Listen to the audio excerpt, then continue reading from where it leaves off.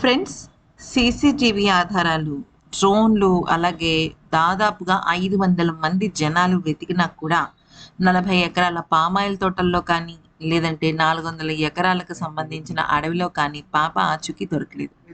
కానీ మ్యాటర్ ఏంటి అంటే ఇక్కడ పాప కాలికి పట్టీలు ఉన్నాయి.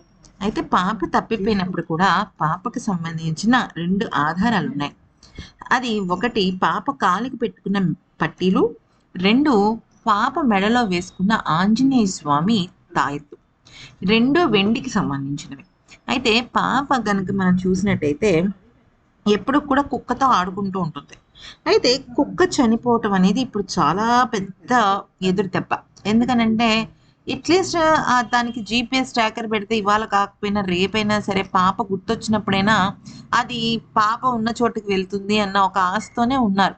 అందుకనే పా లోపలికొస్తే ఎక్కడ ఆ కుక్క కంగారు పడుతుందో అని చెప్పేసి బయటే అలాగా రాత్రింబగళ్ళు కాపలా కాస్తున్నారు. ఈవెన్ రాత్రి వెళ్ళినా కూడా ఏదో ఒక ఆధారం దొరుకుతుంది. ఇక్కడ మీరు చూస్తున్నది ఏంటంటే పామాయిల్ తోటలనమాట. అంటే ఈ దంపతులు ఏదైతే కాపలా కాస్తున్నారో. సో 40 ఏకర్స్ పామాయిల్ తోటకి ఒకే ఒక ఫార్మ్ హౌస్‌లో వీళ్ళుంటున్నారు.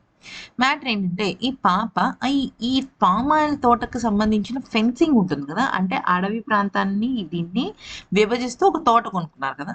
అయితే ఆ తోటకు సంబంధించిన ఫెన్సింగ్ ఉంటది కదా! ఆ ఫెన్సింగ్ దాటి వెళ్ళిందంట.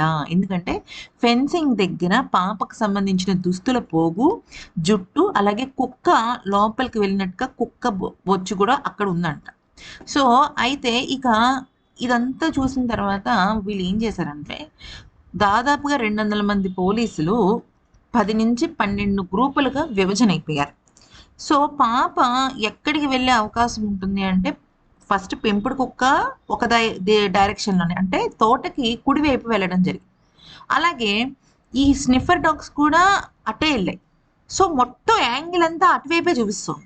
సో, అందుకనే అటువైపు దాదాపుగా 7, 8 గ్రూపులు వెళ్తే, అసలు పాప అటు వెళ్ళింది అన్న ఆధారాలు లేని చోట కూడా కొంతమంది గ్రూపులు వెళ్ళి, ఈ రే డిటెక్టర్ ద్వారా అంటే వెండికి మాత్రమేనే పసిగట్టగలిగే డిటెక్టర్స్‌ని పట్టుకొని వెతుకుతున్నారనమాట.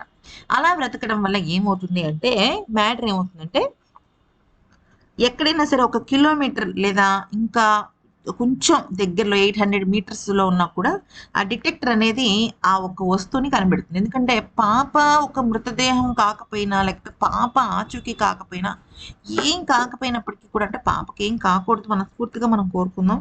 కానీ ఏంటంటే మ్యాటర్ పాపకు సంబంధించిన ఏదైనా ఒక చిన్న ఆధారం దొరికినా కూడా కేసు ముందుకు వెళ్ళడానికి అవకాశం వస్తుంది.